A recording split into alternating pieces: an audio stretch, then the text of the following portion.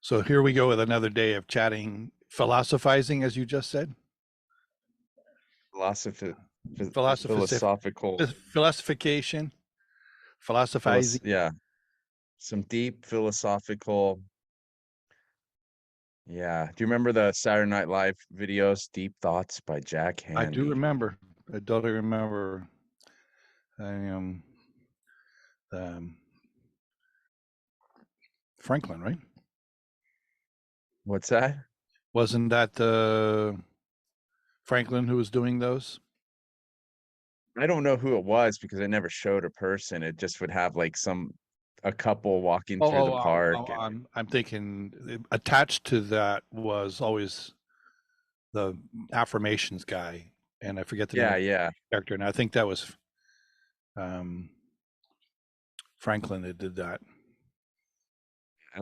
Very funny. And it was just always something a little bit off about the video, like the couple walking through the park and it says some sort of ridiculous, you know, affirmation and then the guy in the park he looks down like he had just stepped in something. Right, right. uh I wonder if those are online now. You can go dig them up. Probably could. well, I'm sure you can find So, anything you online. know, you know. GI Joe after Yeah. school Well, specials. we are talking about probably at least. I'm thinking that was before I was even married. So What's that's that? probably 30 years ago. Those. I think the character's name was Smalley, Stuart Smalley, or something like that. God, yeah. On Saturday Night Live, and that was done. But I can't remember Franklin's first name at the moment. But the comedian Franklin also is a senator. Um, I don't know why I'm drawing a blank on his name, but the the but we're talking about a long time ago. So anybody who's kind of probably younger than 40, they probably have no idea what we're talking about. Yeah. Well, I mean, I think that era was probably when I was in high school. So Yeah, and by the way, late it's not 80s, early 90s. it's Al Franken, not Franklin. But I was on the right track, but I had to look it up. So yeah, well, if it was the late 80s, that's over 30 years ago. Good God. And neither one of us is that old. I'm only 14. Yeah. So Oh, you've had a birthday, huh? yeah, well, yeah, no, the birthday was September, yeah.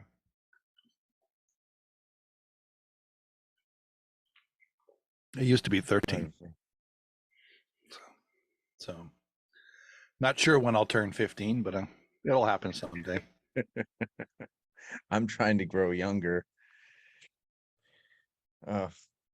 So yeah, so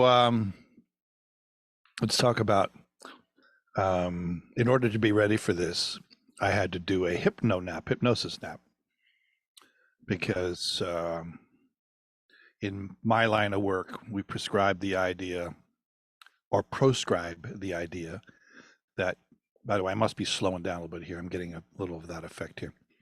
We proscribe the idea that 20 minutes of hypnosis is good for about 4 hours of sleep. Yeah. I couldn't keep my eyes open.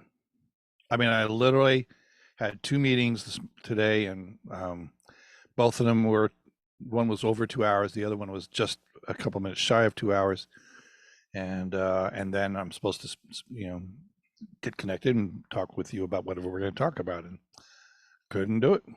The eyes were, I was just, so I begged for 30 more minutes. You were very obliging, thank you. And I went and did a hypno nap, and I'm great, fantastic. It's amazing how quickly. Well, I mean, if that's true, that 20 minutes is good for 4 hours, I would love to just do hypno for 40 minutes so I don't have to sleep. Okay, well, I'm working on a script right now that I think is going to be as perfect as possible, and then I'll record it and share it with you. I'm having some slowdowns today, and I don't have any. There must be. I'm going to do a speed test on my internet in a second. You know, I think I made a before Brian and I got on, I said something along the lines of perfection. Brian had already said this, and I said something along the lines of perfection. What is it? It's a healthy habit to.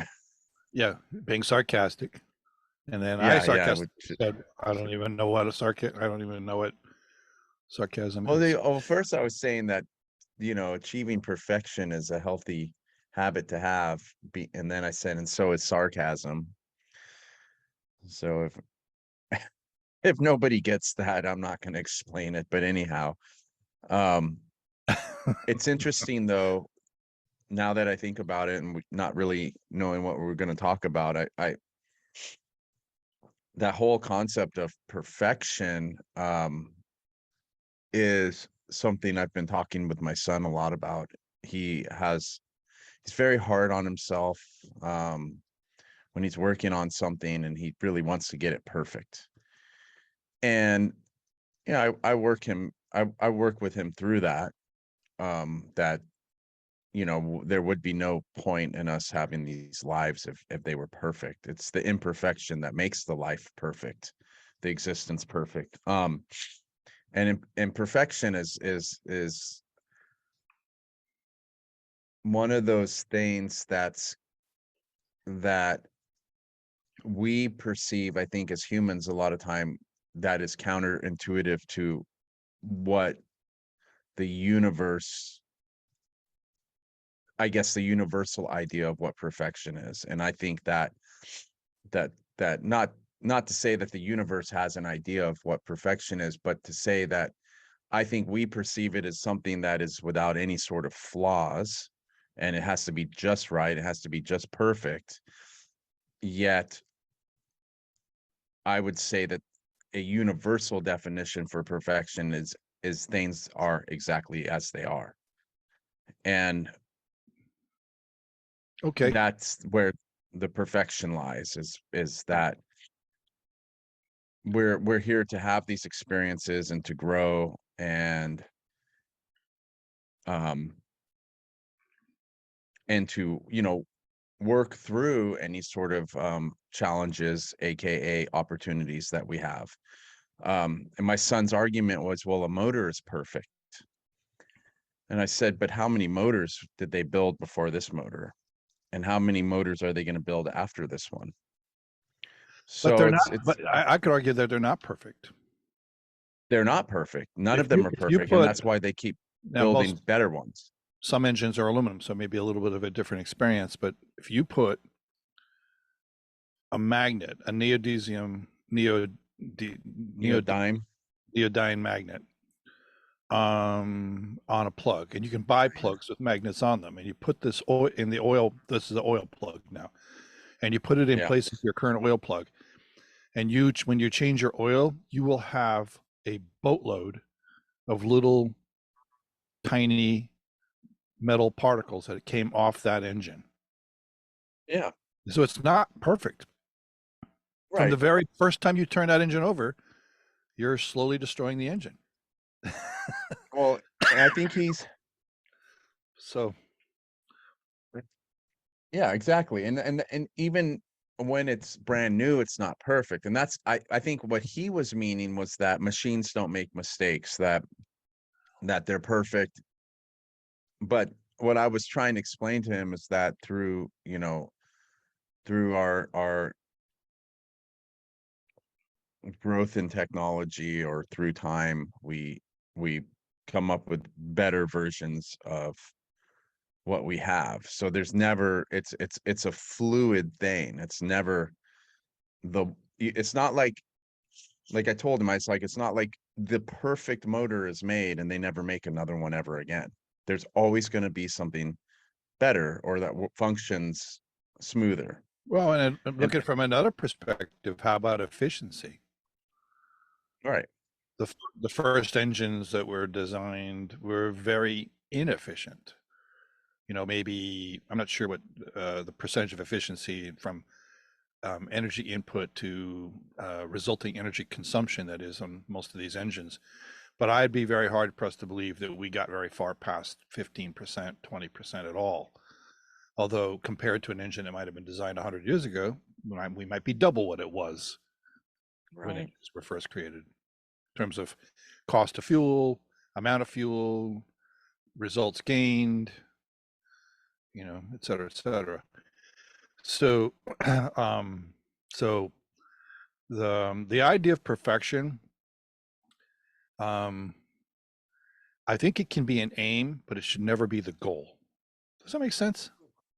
Maybe did I? Um, let me think about it for a second. It should be okay. So it's kind of like it almost reminds me of that's like hope for the best, expect the worst, but Right. probably doesn't relate. Or maybe I'll just say it should be a direction, not a destination. Yeah, I don't want to. Yeah. So I always we try to tell him to just do your best. Um, these ideas of like even other things like there's other words that have backfired on us, and I am I do remember you saying something like this at one point with your daughter. Um like I think you had said you're perfect, but that's not how you meant it. You meant it in a different way. Perfect But the other as you are, right? yeah, as you are. Right. And other words that have backfired on us is like being helpful. Like if he's not being helpful, then that equates to there's something wrong with him. Or there's another one, if I can think of it, that just recently cropped up this week. Um, I don't know. It'll come to me, but it's these. I think there's these words that we raise children around with that kind of put in their minds maybe this kind of skewed idea of what it really means, rather than just having like open space and grace for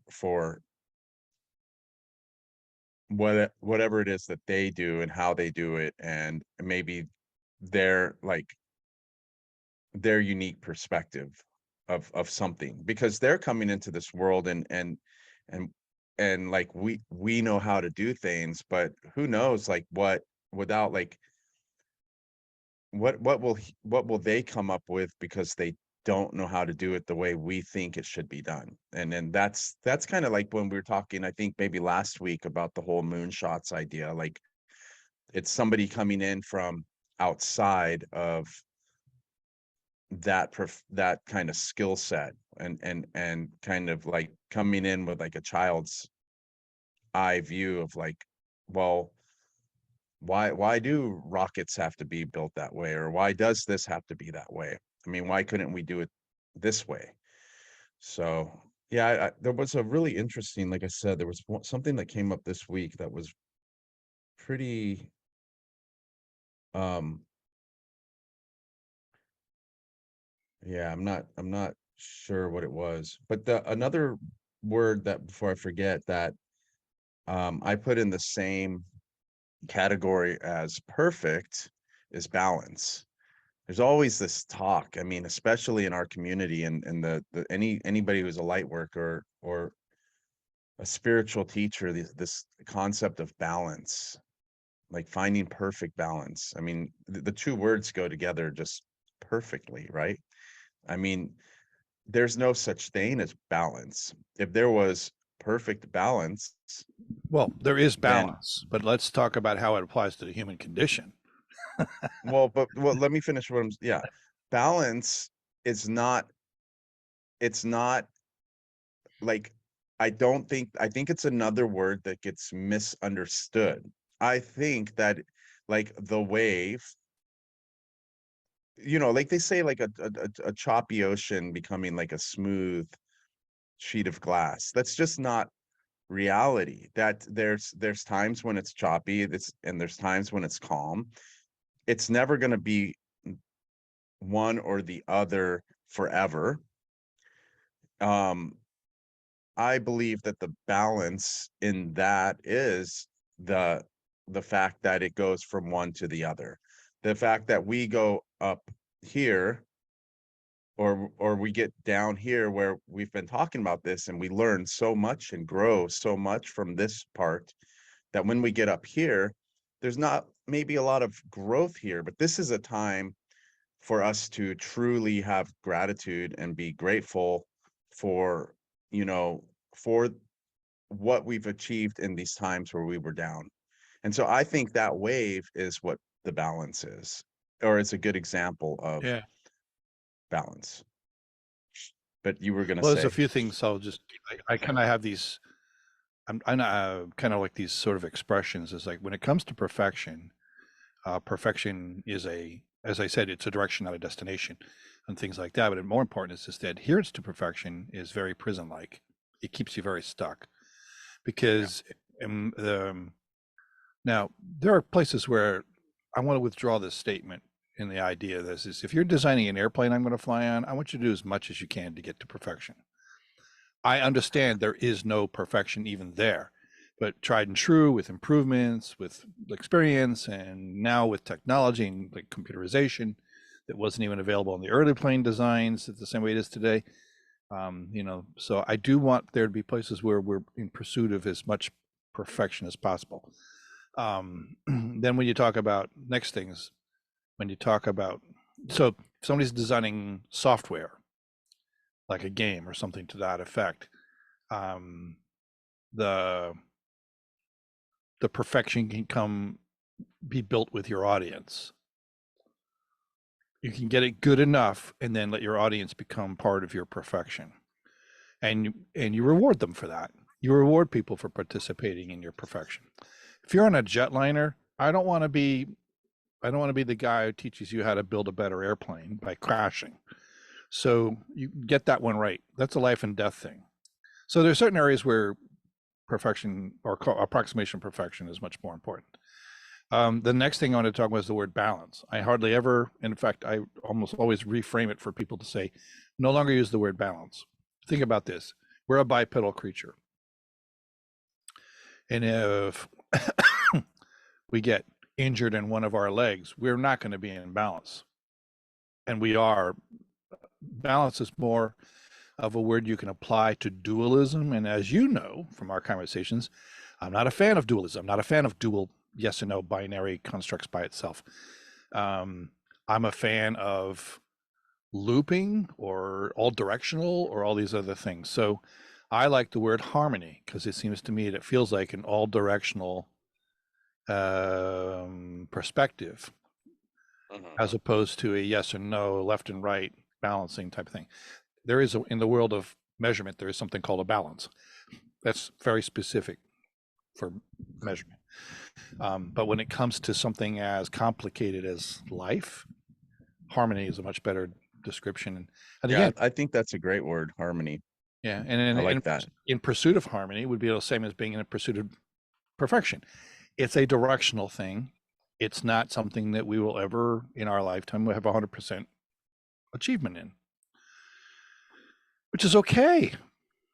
Because in some ways, the pursuit of harmony or the maybe, and I want to be careful with the word pursue because it's got kind of an interesting energy to it, but the direction of harmony or the direction of perfection means it can be attached to something else I really like, which is it's important to frame your journey in terms of willingness to be happy. Doesn't mean you're always going to be happy, but a willingness to be happy. But then in some ways, a willingness not to be ever fully satisfied. So that you are constantly looking to improve, so like I could say, I'm done. I'm perfect as I am right now. I'm great. I feel good.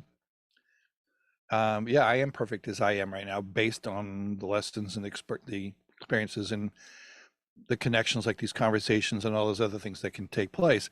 Yet, if there's more for me to embrace and understand and develop and reveal in my journey. So, Yep. but if I say I'm satisfied exactly the way I am, I don't have to do anything further. I will miss out on all those other opportunities to get further Well, enriched and further connected to things like joy and quality relationships and all these other things that go with your growth. So, I think, yes, I agree. And I think harmony is another one of those words. However, I think harmony is not I think harmony, like to me, it feels like everything working together, even if even if there's friction, because in some sort of way that friction is causing um some sort of, I think that friction is going to make it'll be realized, and that's where the growth will come from. Like, oh, there's like, we're trying to achieve harmony, although there's friction right here. So let's see what we can do to make that function a little bit smoother. And I think they're very fluid words, actually. Like, and what I feel like is that that like balance and perfection are things that are perceived as being final. And I don't believe that's what they are at all. I believe they're actually very fluid things. Now, if you were to say, like you said in your example, I'm perfect just the way I am, there's truth in that, but I don't want anything to change. I remember my mom telling me this once. I don't want anything to change, because she had a lot of fears coming up. yeah. And that is when something becomes static, or when it becomes just like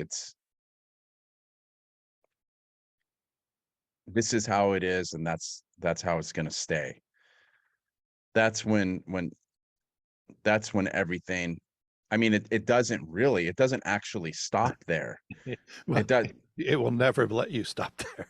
It doesn't actually stop there, but that person's, perception, that person's mentality or their thinking is going to be slowed way down until something like knocks them upside the head and wakes them up. And unfortunately, that can our wake up calls can come in some pretty drastic ways. Right. Well, you had I mean, said something before about growing because of friction. So I would like to expand on that. It's just you can grow from something like friction. You can grow from your challenges, but mhm, you can also grow into your harmonies and your perfections and things like that. mhm, So we don't always have to only learn from the non-positives. We can learn inside of the positives. I would actually kind of say the rocket fuel of such learning will often be framed from those non-positive things that have occurred in our journeys that have happened for us and can you taught say us that lessons. last part again? I'm sorry, I'm futzing around with my stupid heater fell over, and now I can't get it to stand up. Well, why don't you bend over and stand up so we don't catch your place on fire? I can hardly move in my office here. There we go. Okay.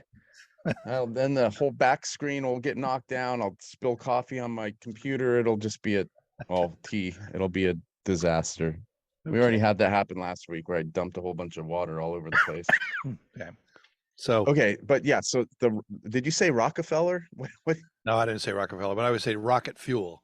So Oh, like, rocket fuel. so we could have, so we grow from things and we grow into things. And they're part of a spectrum or a loop of things that are going on because one of the things is, we absolutely fundamentally get some very rich lessons from those things that happen in our journeys that are, as long as we're willing to receive them. I mean, that's another complication is how many Mm, people say, no, I'm going to stay stuck. I'm not going to change. I'm not willing. I don't want things to change. I can't handle change. I'm afraid of change or whatever it is. And You know, it's easy to understand how change is inevitable, even if we don't want things to change somehow or other things will. And we can talk about some very complex mechanics inside of the universe about change too. Um, but the idea here the idea here that makes sense to is not just look at growth as being through that spectrum or that loop around that loop, is to be looking at the idea that part of the reason why aiming in the direction of perfection can be very useful as opposed to trying to decide that's you have to be at that destination is that the the destination of perfection may no longer be in the human form. I don't have any way of concretely saying I know what happens after we die. I have some degree of confidence based on personal data that I've accrued over the years is that we are not one and done in this lifetime. So with the you only live once philosophy, doesn't quite register for me because I feel like no, you might live more than once. You might live many times, or whatever the case may be. I do believe that we, based on personal data, that we come here regularly and repeatedly, focusing on different things in each of those journeys. And some of them are maybe nuanced changes between the last journey and this journey, or whatever the case may be. But there's a certain there's a certain degree of confidence in that for me because of how comfortable that registers with me as well. Now I could be completely delusional in that quasi knowledge about what the journey looks like.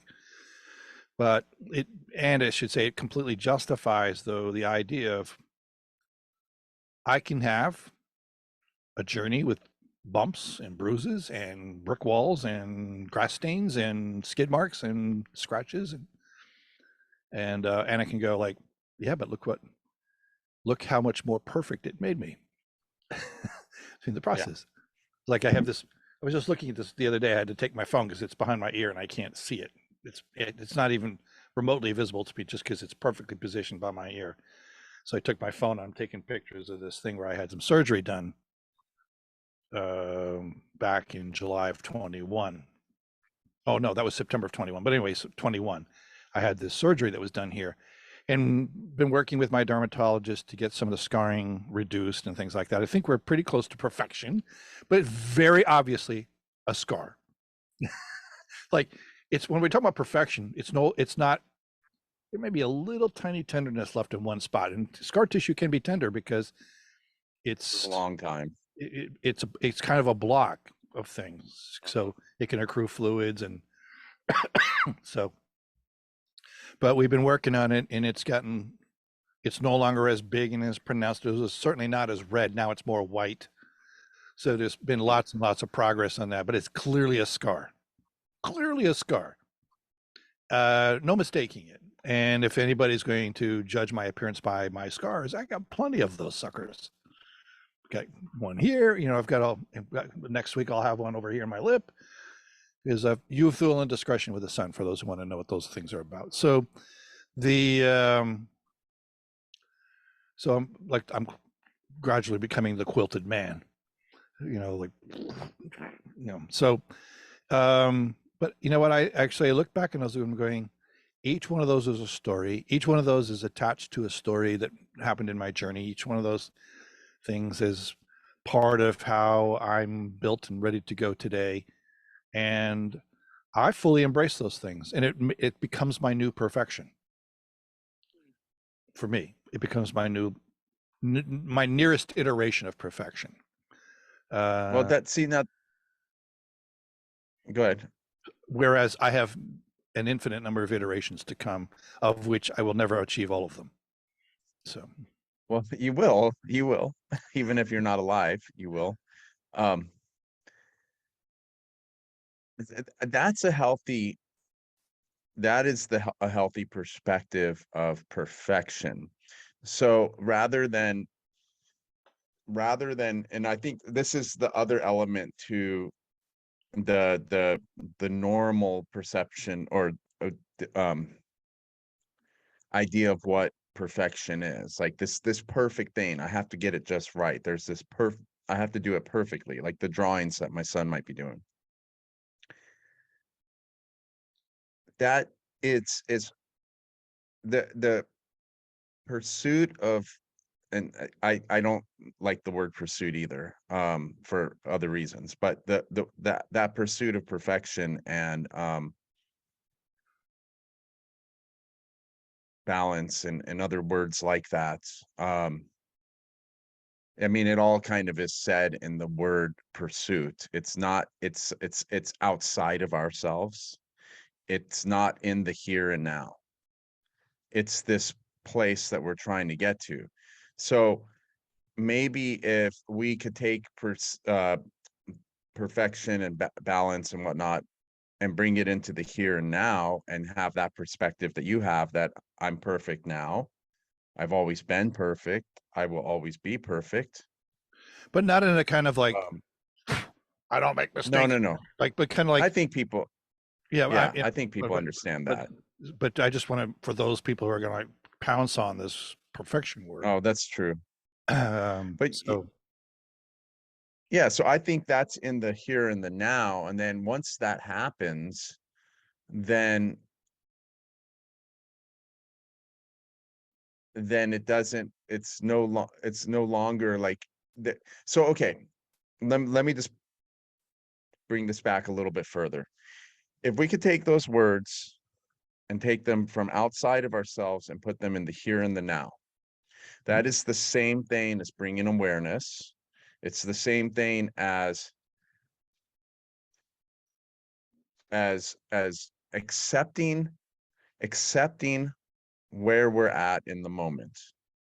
It's called acceptance. Awareness, that this is kind of what my whole thing is that I'm kind of developing.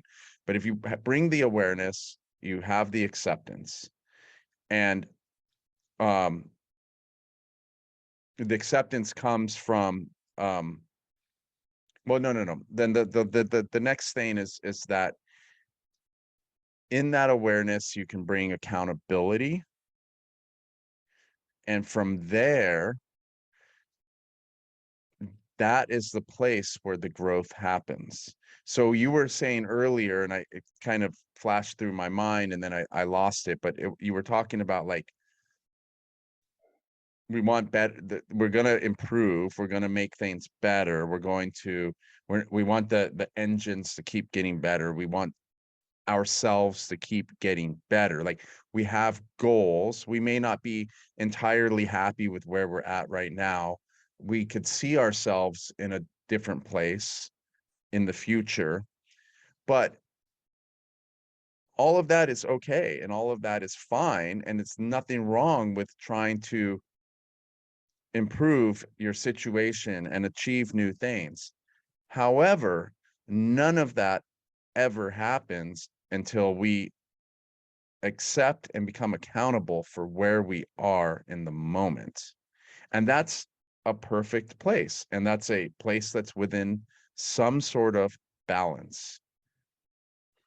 but you're talking Yeah, about as perfection of posture, perfection of like awareness and journeying, positioning, and all these other like on awareness or perfection of posture, which is part of our total perfection in that regard. Is that, maybe the perfection is being aware of our imperfection, of course, and being willing to own. I'm not really crazy about the word accountability. I like the word ownership better, or responsibility. But I can see how it's all kind of the same. It's just semantics. Just accountability always makes me feel like I need to hold you responsible for your mistakes, as opposed to I need you to be responsible for your progress. So well, I think that you can hold yourself accountable. you could, although I really feel it's not for me a non-productive energy. I'd rather be Holding your or responsible for my being progress. responsible. Responsible for my progress is a forward-thinking thing, as opposed to being stuck in the past about my mistakes.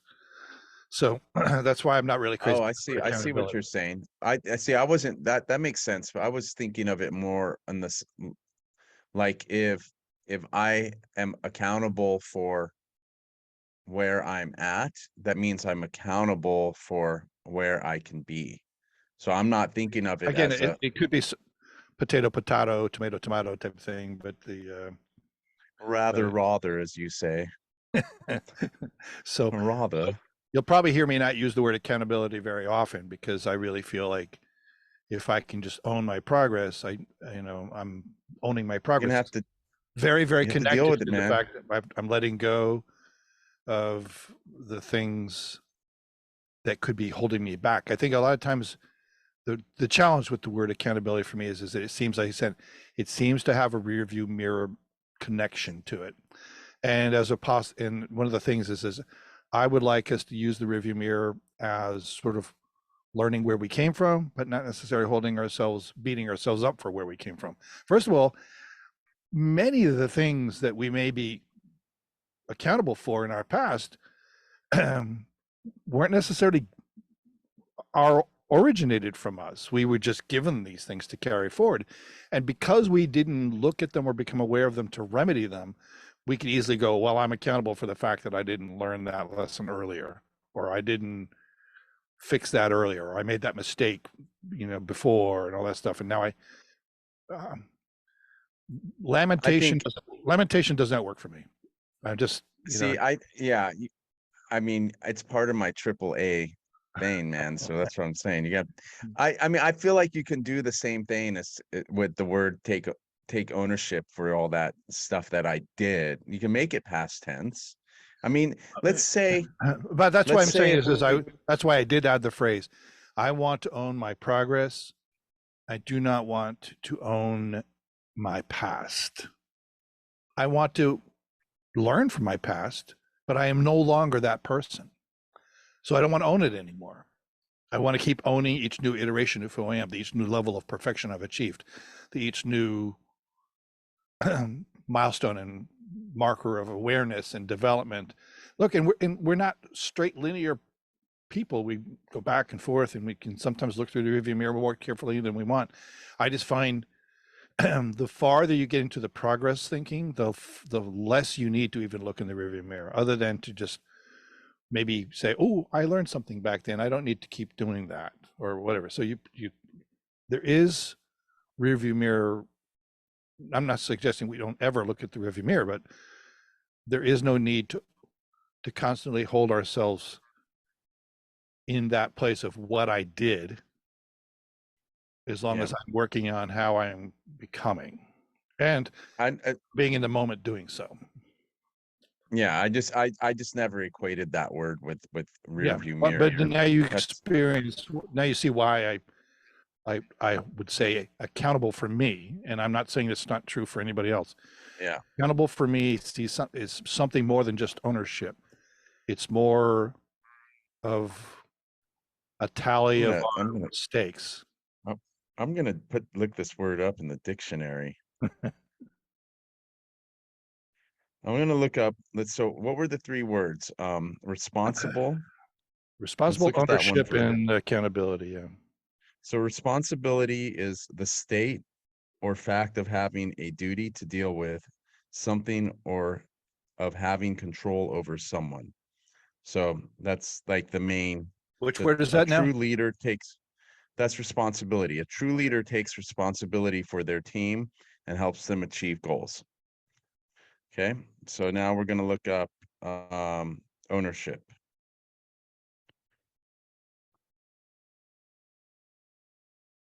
I'm just curious what they call it. The act, state, or right of possessing something. So taking ownership of your life or whatever, Mhm. of your progress, and then accountability. The fact or condition of being accountable, aka responsibility. Okay, as I said, semantics or syntax, but the You eat your potatoes with your aunt yes, and leave me and well, my potato. but with my aunt.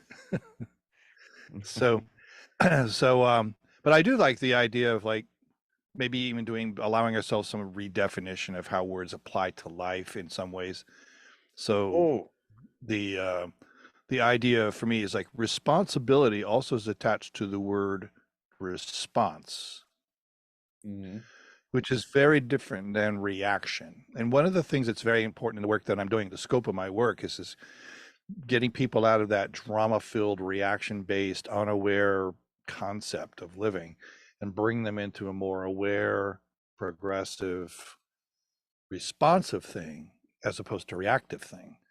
And so the word responsibility has a lot of connections in the way our journeys work.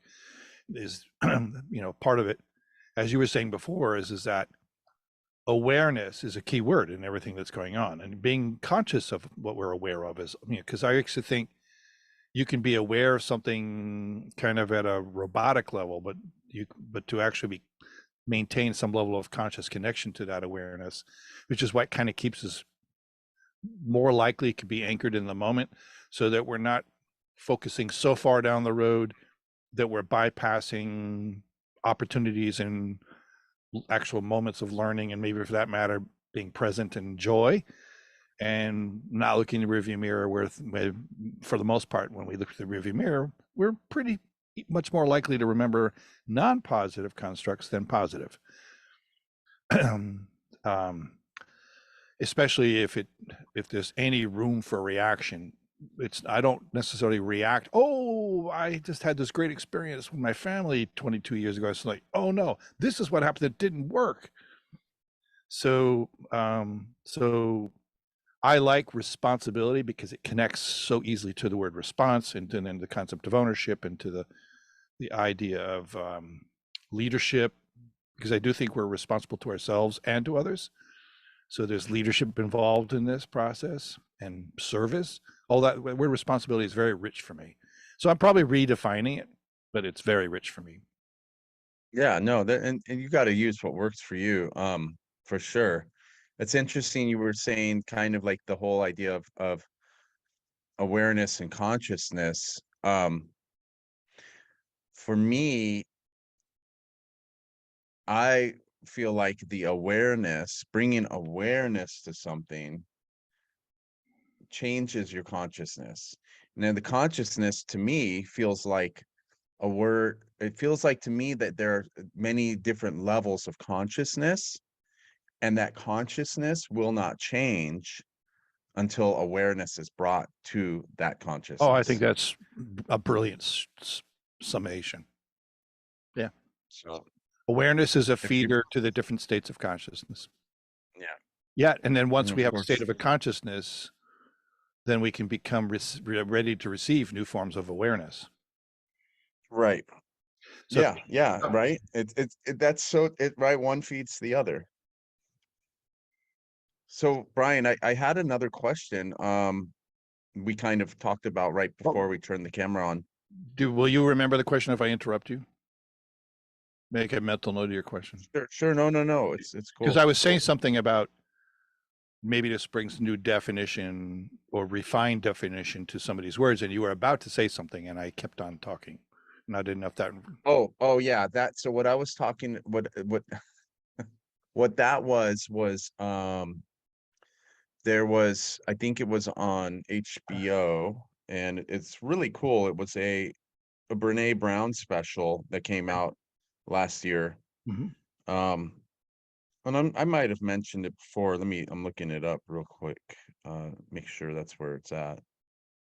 Yeah, so I think it's Atlas of the Heart. And what was cool with that was so it's funny. It's like these five little shows, which was it's actually just one big speech because she's wearing the same thing throughout the whole thing, unless that's just something they do. I think was that you I was talking to, where people wear the same outfit? Not me, And no. there was something, there was a technique, a reason for that. But anyway, that's but she brings up a lot of she breaks down words and what their meaning is, and it's really, there's some really interesting ones. Like one of the ones that really got me was like the difference between envy and jealousy. And she said Uh-huh. jealousy is used incorrectly all the time. She said we use it like, oh, I'm so jealous of you guys, going to, Yeah, no, you got to go I to think this. I'm guilty of that, even with this knowledge of nomenclature. So Yeah, so it's like, I think it's because she said we use the word jealousy because it's just, we even have a cute word for it, jelly. And she said, but like, who wants to use the word envious? I mean, the envy, that's like one of the deadly sins. So it's just interesting how she breaks down words. And then one other person that I've noticed really, really, really he gets deep into it. It's really interesting. Is Siddharth yeah, Siddhartha. So he his books are amazing, but is this Siddhartha meaning Buddha or another Siddhartha? no, it's let me see real quick. I've got like 10 of his books sitting on my shelf. They're all just speeches that he gives. Uh I could be totally I might Okay. be am I totally saying the wrong person here? Well, I think there is a Siddhartha that's actually Buddha, and then I think there was somebody else in the Yeah, early there 1900s who grabbed onto the name Siddhartha. uh, wait, am And I let me see. because there there was an Indian person named Siddhartha Yeah. in the early 1900s, but I don't know that I know much about.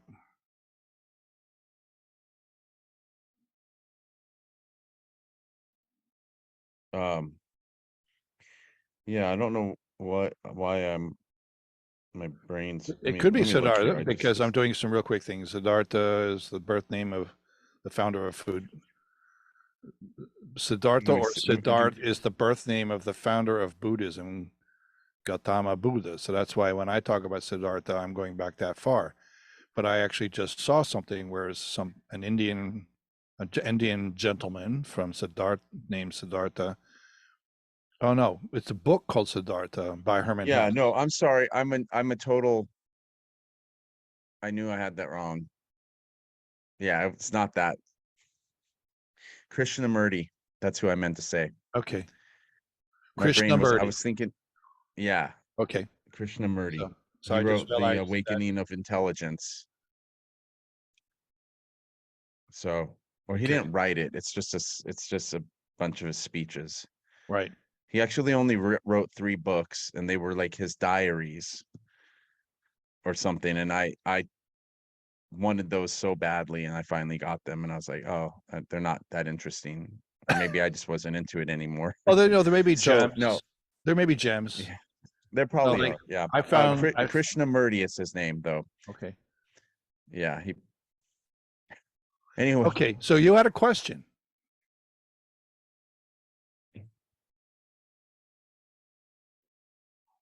Yeah, it's something we were. It's a it's pointless question now. I Okay, was just gonna I'll, ask you. I'll trust you on I was that. like, so this is what we were talking about before we started this. So basically, what are we gonna talk Oh, about? oh. Well, I was going to ask you this question as we were doing some of this conversation. We were talking about perfection. No, I'm joking because we've had a pretty damn good No, conversation.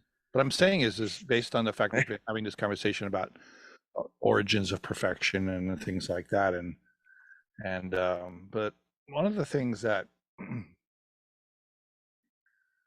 one of the things that sometimes is a topic in some of the conversations I have with sometimes clients and sometimes other in forums is having a little bit of an understanding of how the universe, there's a property in physics and that's rich in how the universe operates, and it's called entropy.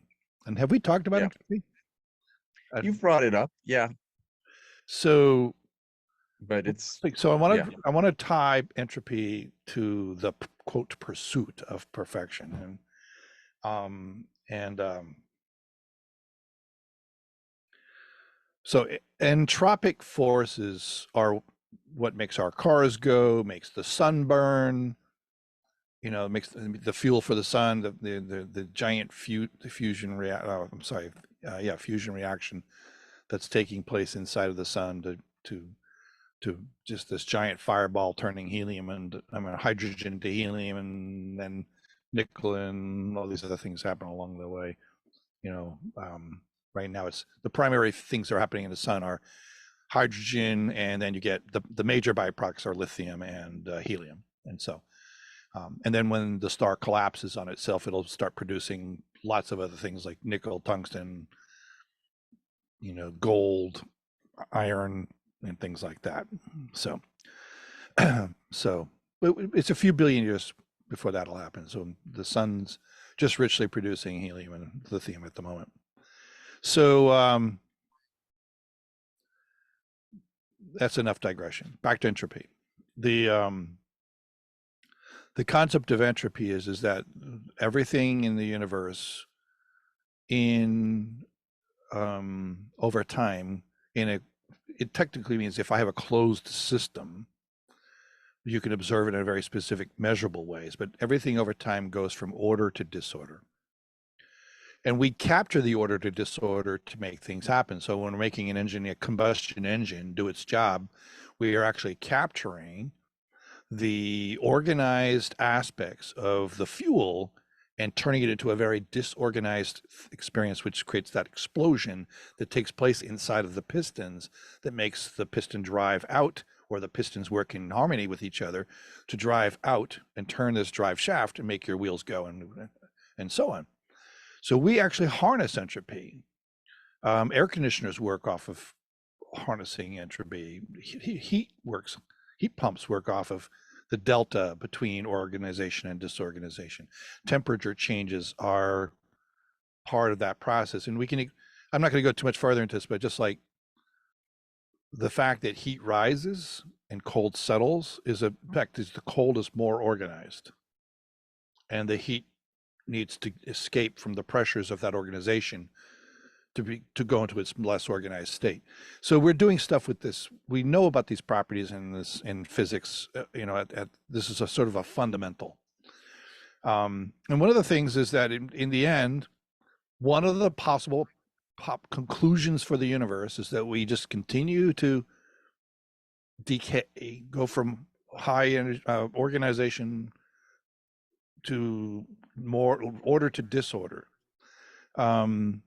And that in time, the sun will burn out and all the stars will burn out and the universe will keep expanding, and eventually it would just go into something that people will call heat death, where there's just nothing left, no exchange to take place. That's 20 to 100 billion years from now, if anybody wants to get out of panic over this one. So there may be other ways the universe ends. We don't know. The Big Rip, that's another one that's been discussed, whatever the case may be. But the reason why I'm bringing up entropy is because it is such an inevitable calculus in our own journeys. We ourselves, our bodies seem to go through a decay just like an engine does. Another aspect of entropy is not just capturing it to make your engine go in your car, but in time that engine will wear out, because the organized structure of the metal gets affected by friction and all these other elements, and so the engine starts to become less and less organized. It decays. Rust is a form of going from an organized state to a less organized state, but in some ways it gets to a new equilibrium, because rust in and of itself will stay rust for a while before it becomes other things.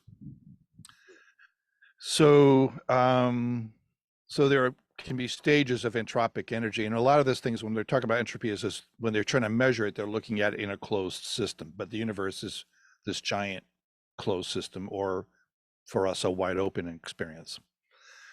Where am I going with this thing now? This is that I look at what we do as life forces is during the course of our journey, so much of our work is anti-entropic.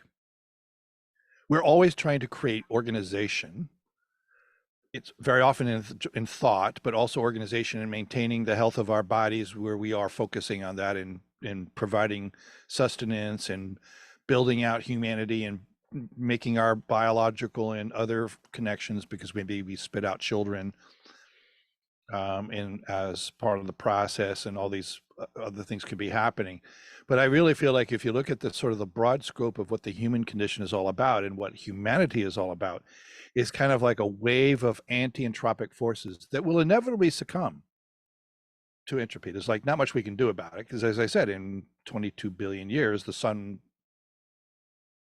or in our case, about 5 to 13 billion years, the sun will just gonna, you know, it'll turn into something else based on entropy. So we can't control the larger schisms of what's going on in this entropic discussion, but we as humanity have some room to do something about this. There are things that we do inside of humanity that are very entropic, developing nuclear weapons and having that dagger hanging over our head. That is not, that's a disorganized process. Peace, on the other hand, is anti-entropic, and humanity can work towards peace. Diseases, those are entropic, but we can, without being arrogant about it and thinking we can just kind of override all of nature, yet we can learn how to apply the love of who we are as human beings and develop sciences and things that will allow us to harmonistically embrace oppositions to those kinds of diseases that take place. So we can extend life or quality of life or these other things, as if we're willing to invest in that.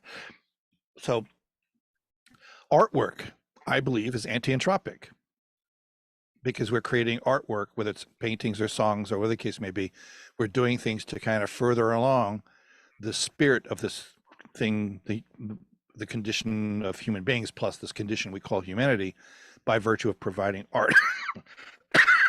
But inside of that, we've got people who are grumps, naysayers, suffering from alcohol, drugs, and other things that may be going on. They're going through their own little miniature, accelerated entropic experiences. And sometimes I think it's our journey and our responsibility, and that's just when I go back to the word responsive. It's our responsibility to do what we can to be anti-entropic. It's our responsibility to see what we can do to take care of ourselves, be properly sustaining ourselves, to take care of those we love around us, and to love humanity and take care of humanity at large. Which is, if you think about the work that you and I are talking about, life coaching and hypnosis and on all these other things, plus just generalized coaching and things, it's all about providing people mechanisms to forestall that entropic challenge that takes place on our journey. Long story to say that right there. So, well, it's interesting. A lot of those systems that there endeth the sermon. Is that what it is? The sermon, your pontification. Yes. My giant diatribe. My diatribe on entropy. It's interesting that these systems you described have both in them, like entropy and or whatever the anti-entropy, yeah. Anti-entropy. I mean, because if you think about, like, say a system is creating a tree, it's coming together as a tree. The tree is making fruit. And the animal eats the fruit and it breaks down in its stomach, and that now the entropy happens, and then it creates its waste, and then the waste kind of breaks down and goes right back into the system. Like and then it starts to form into something else again. So I feel like even if the universe is going to that, like nothingness. If it's funny because they say, well, the universe is, I've heard that, like, it's just going to expand until it's just cold and dead. Yeah. But what's interesting, it's like they say if there's multiple universes, like next to these ones, like bubbles, they are also expanding. So they're all getting kind of further away from each other, or bigger and further away. But my thought was like, well, if that's true, then what is it that's holding all of the universes? Like, so Yeah. I believe that if it's true, like I feel like it's another one of those words almost that, or it's a part of a system that contains, yes, the destruction and the construction of things. Right. And And if it that's could what the could very universe well is be going, that it could very well be that while we and all of life that we know, life is what actually acts is in an anti-entropic way. Yet sometimes in the process of supporting life, we may be in fact furthering the decay. So, but like um, talking about, it's just the inevitability of entropy is just like, otherwise cars wouldn't decay. The engines in cars wouldn't wear out or whatever the case may be. There's been lots of discussion about this, but I wanted to share with you a little. I read an Isaac Asimov book as a teenager. Maybe I wasn't even a teenager yet, but Isaac Asimov had written this book, which was like a collection of short stories that he kind of pieced together, brilliantly done in the end. It was called Nine Tomorrows.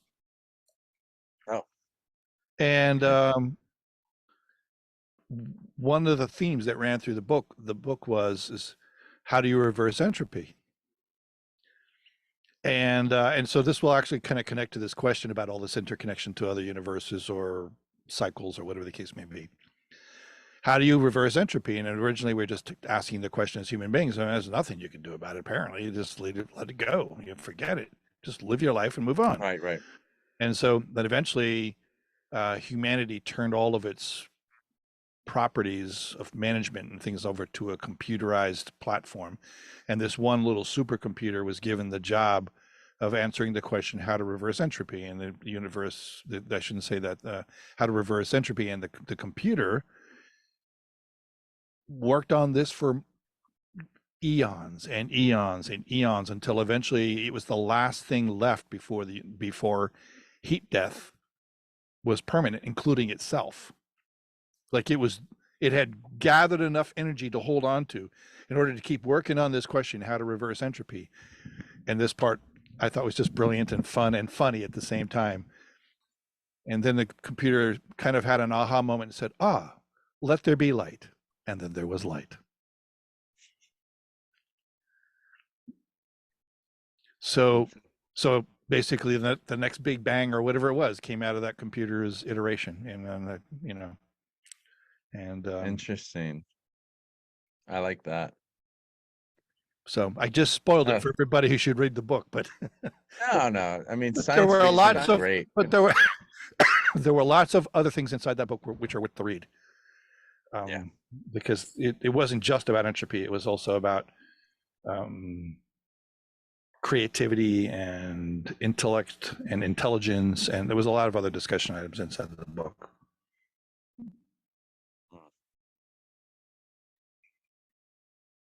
Yeah, some of those old science fiction stories are really interesting. That's the ideas they came up with. Yeah. Isaac Asimov was a really interesting one for sure. Yeah, I I mean, read the whole I oh yeah, I was just going to say I could never quite get into the Foundation trilogy. Mm. I tried, Well, but it was, it's a bunch of like, it is almost kind of like a bunch of short stories. And so I had a well, hard that's the time way with he it. And wrote then them, like I guess. then the last four books though, there were like four and more, and they were a one full story each book. Mhm. So I think Apple TV did a series. They did well, I know they did. I don't know if they're going to do more, but it's Foundation, and it was done pretty well. But anywho, so you're gonna have you Well, got another and thing coming there are up, some don't you? classics. No, I'm okay, but I Oh, had to, I for a little while, okay. okay. But there was like I, Robot, which was another classic Yeah. Isaac Asimov, dealt with the idea of artificial intelligence and Well, that's God. There was. How did it work? Somewhere.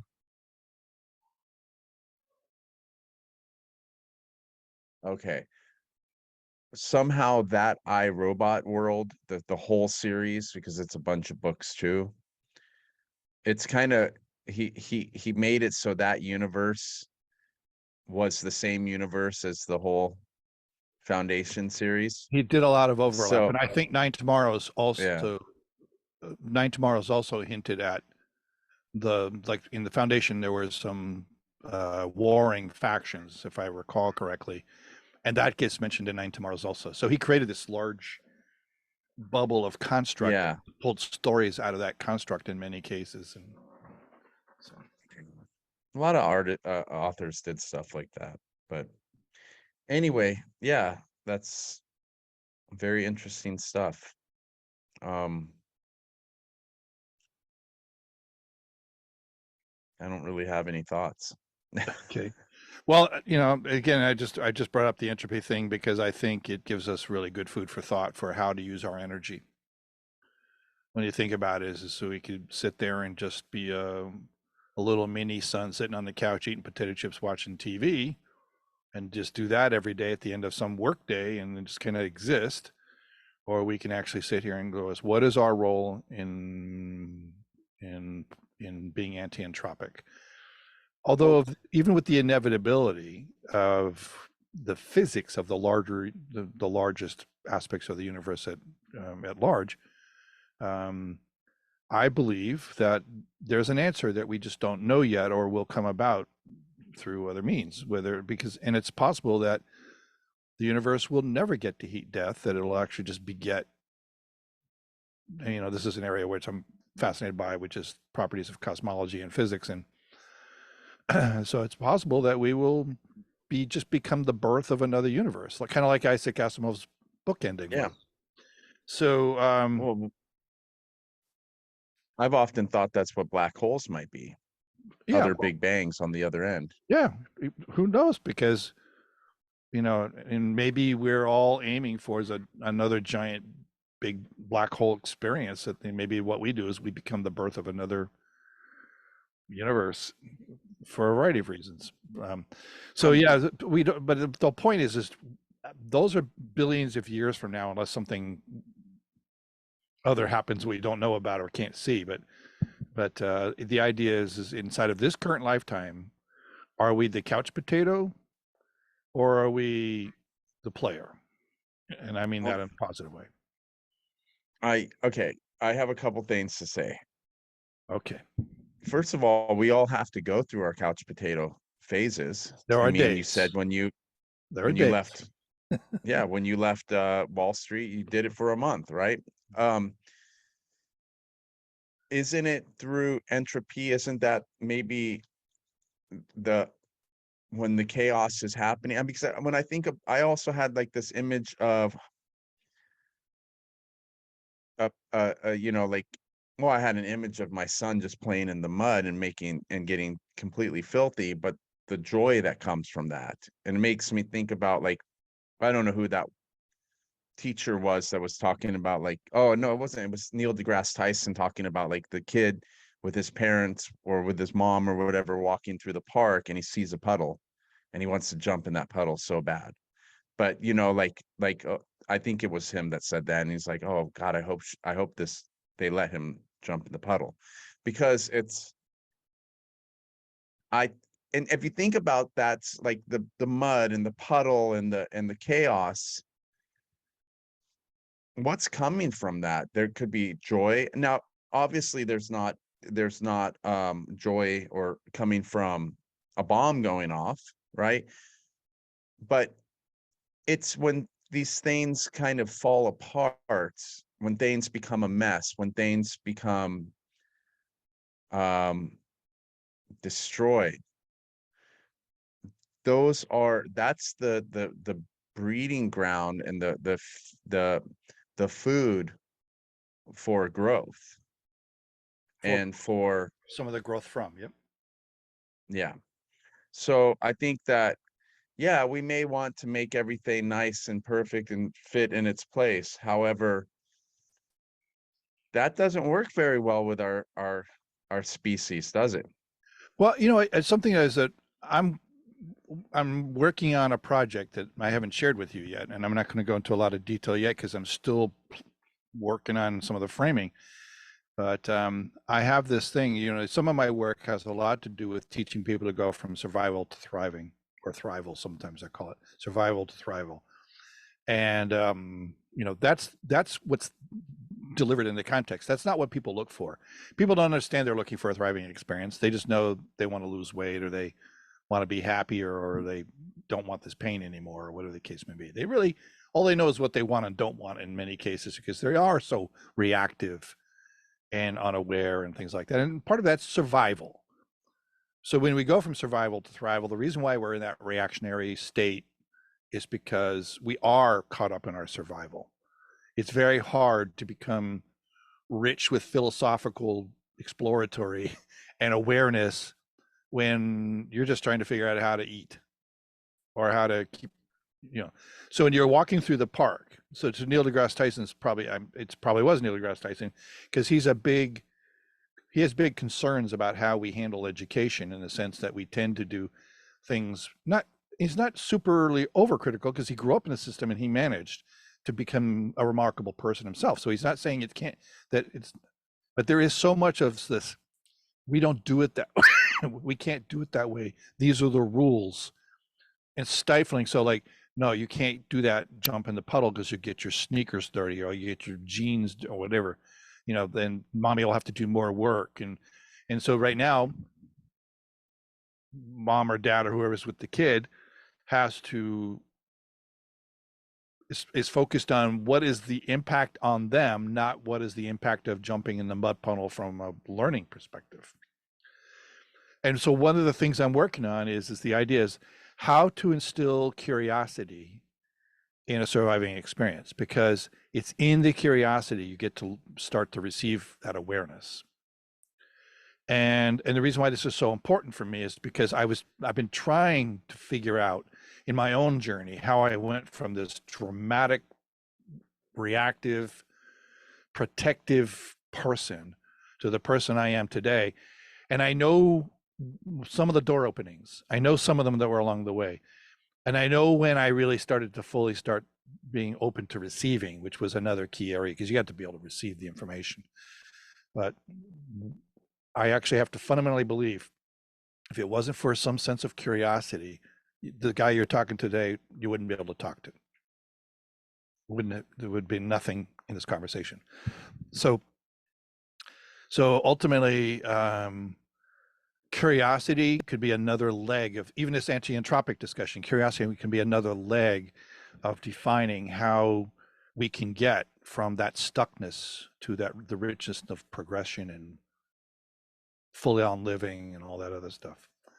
And I'm spending a lot of time on this subject because I think that's a linchpin experience that we could supply with people if we could figure out how to make them curious, that they can, it'll improve their journey. And I think a lot of people lose that because of survival. I got to pay the bills, so I don't have room to go out and throw snowballs, find out how they work, or remind myself of how snowballs work. I can go out and catch rain with my tongue like a little kid, be childlike curious.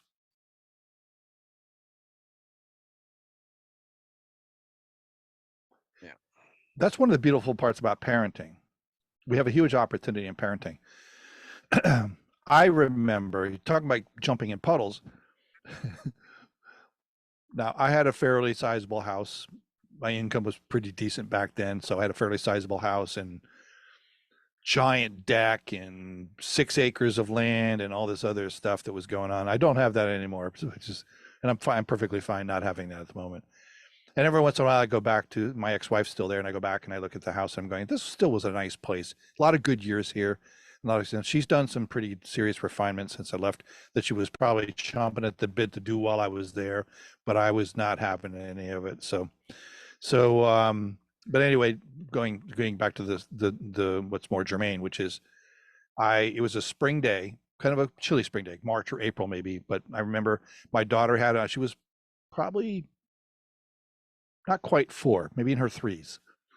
And She had on this kind of overalls, jumpery type thing, and some sneakers. And she and I walked down to the back of the property behind. We had a very large barn. You could have parked dump trucks in it. It was that big, like, so we had a very large barn that we walked down past. We had to cross over a culvert because there was a stream there. So the property had culverts on it. That's how, cool it was in some ways. Went back to the pond, and there were these little streams that were running into the pond, like little tiny eddies and of things. And my daughter just jumped up and down in it. I thought it was a blast watching her jump in the streams, the little tiny rivulets or riverlets or whatever you want to call them.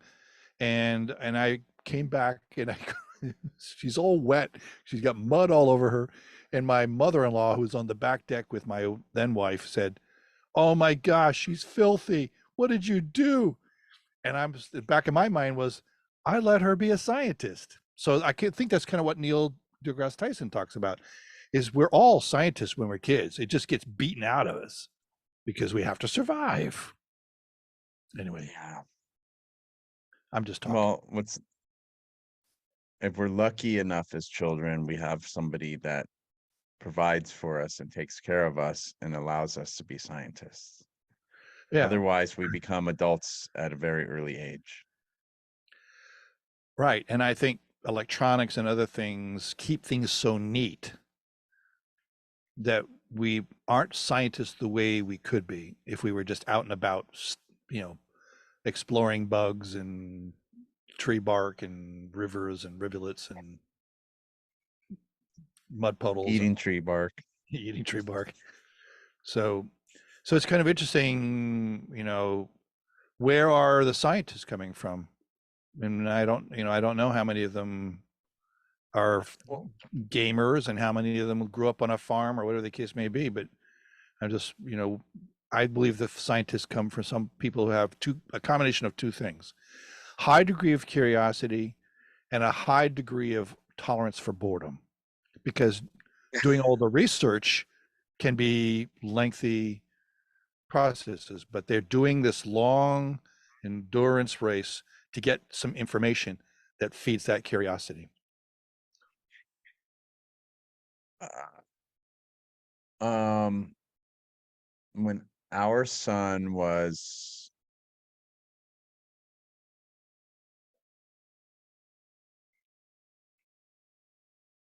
let's see, he would have been maybe 1 year and 4 months. Just, about 1 years old is when he started to walk. We took a trip. We moved back from Hawaii, and we took a trip from Maryland to northern Idaho, where we stayed a little while, and then to Seattle. So I don't even know if had even been. He was probably actually 1 year and 2 months, and we went down to. We were trying to find where we wanted to live before we settled. Actually, ended up settling down in Seattle, but we went to. Oh, where was that town? Northwest Oregon, where they filmed the Goonies. Is that Bend or No, Northwest. It's Ash. No, I oh don't? gosh, what is it? I know Let me Eugene, look at. Bend, and Portland. No, I'll tell you. It's a interesting, cute little town. Okay, here we go. Astoria, Okay. and it was pouring down rain, and we're walking around with umbrellas, and it must have been probably 10 minutes until we finally said, okay, enough is enough of us holding the umbrellas over this kid's head while he stared at a gas meter and was just in one a very big gas meter, like one that not like one that, but just in absolute awe and fascination. And I was like, it was kind of like, wow, it's like he's really, really into this thing. Well, I mean, years later, I mean, at 6 years old, he had a soldering iron. You know, he's got a workbench. He has tools. He he's just doing all kinds of like mechanical engineering things. He's removing circuits and stuff from circuit boards, or not circuits, but you know, little capacitors and whatnot. And it was just in him. So if it was curiosity and boredom, then then that's what he's Well, I, got. I mean, But it's just something, I, because it's not me. I think to be a full-fledged scientist is where you start dealing with the boredom thing, but because, Oh yeah, no, I get you. but yeah, but when you're at, but even then, you may have to spend countless hours putting together a, a widget you ordered, a robot widget that you ordered to get to the exciting finished result and seeing how things work and all those other things. It might take countless hours. Like I remember my daughter we had brought to the town we lived in, we had brought First Lego League, which was a sort of a combination of robotics, Lego competition, cooperation type thing. And so the first year it came to the town we lived in, my daughter wanted to be part of the First Lego League. So we did that. And inside of that, we had to program the robot.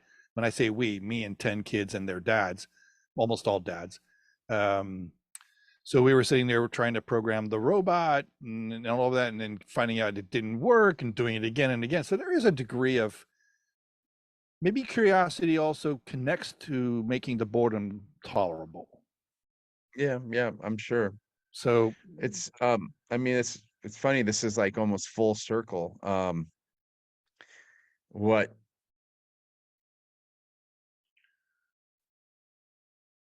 I try to encourage is that that he doesn't give up, that he keeps trying. And the reason I say this is full circle is because there's a massive amount of frustration when something doesn't work or go right or the way. This is the kid who thinks that machines are perfect, but he's dealing with machines and there's mistakes happening and it's not perfect. And this is where we can't let the pursuit of perfection stand in the way of progress. maybe we can't let the pursuit of perfection stand in the way of curiosity. Yep. So before we wrap up, I wanted to share with you that as much as I was the great scientist dad that I was with my daughter jumping in streams in the back, down in the back acreage, I think there were other times when I may have trounced on her scientific exploratories because and partly was because it was a little resistance to my mother-in-law taught my daughter at a very young age to step on bugs. But my mother-in-law wanted to step on bugs because she thought they were creepy, icky, dirty. I don't know what the things. Get rid of the bugs. So they were a threat somehow, or they were in her mind a threat. And I taught my daughter very early on that no, remember we were going to be kind to our pets. We're going to be kind to the plants. We're kind to the TV. We're not breaking things. We have to be gentle. Have to be gentle. And I think the word gentle, which is what I told her, we're not going to kill bugs anymore. We're going to respect life. And I think sometimes to be a scientist, you have to be willing to not just respect life, but you might need to test life also. And I'm not saying jumping on bugs was the perfect answer. There may have been other ways to look at how bugs lived. But I remember as a kid pulling legs off daddy long legs, wings off of flies, horrible things that I look back on. For me, it was like with my sense of respect for how life works. I'm now the guy who catches a bug and puts it outside instead of killing it. Although there are exceptions. I'm not a big fan of cockroaches, which I don't thankfully haven't seen for decades. And I'm not a big fan of houseflies, although I have caught a housefly and put it outside. It depends on how much work it's going to take, because I have my limits apparently. But anyway, the way to go on this is I may have stifled some of my daughter's scientific curiosity by virtue of telling her, no, you've got to be gentle. So there are things we could Oh, plant in our kids' journeys that may also affect their curiosity. Like, I'm it's curious true. how this works, but I can't touch it because I have to be gentle, so I'll move on to something else. Yeah. So I just want to say is I'm not the paragon of perfection when it comes to being a parent. I just happen to have that perfect science supporting moment. So, so You're perfect just the way you are, I'm Brian. perfect the way I am, but I'm not a paragon. So, okay. How do you feel about us wrapping up now? I'm good, just as always. I just want to make it a habit to just hang tight, if you can Okay, afterwards. fine. And No, I think it's great. I just want, like to say, like, just do your best. That world. so one of my Don't shows try to I be have perfect. a tagline, not a tagline, but a sign off, which is be kind, be healthy, have fun, and live a great life, whatever that means to you. So eventually, I think you might need to find, since we're talking about the pursuit of perfection, you may end up with one of those closing things. Going, Well, I think I can use that on a post. Don't let the pursuit of perfection stop. Well, you said stop your curiosity, and I said stop progress. So, I mean, they're both great. okay, how about progress and curiosity? Yeah. Okay. Okay, so that's the sign off then. Don't let what now? Don't let the pursuit of perfection let stop progress and curiosity. Okay. I like that. It's too much. It's too many words. You go with Okay. curiosity. I'll go with progress. Okay, so we can do it together, right? Don't let, we say it together in stereo, and then the last word we change. Okay, ready? No. Okay. Anyway, everybody, thanks for People sharing. people right now are telling us to shut the hell up. Yeah, yeah. If you just were scientifically curious enough to stick this far and now bored enough to say goodbye, everybody have a great day. See ya.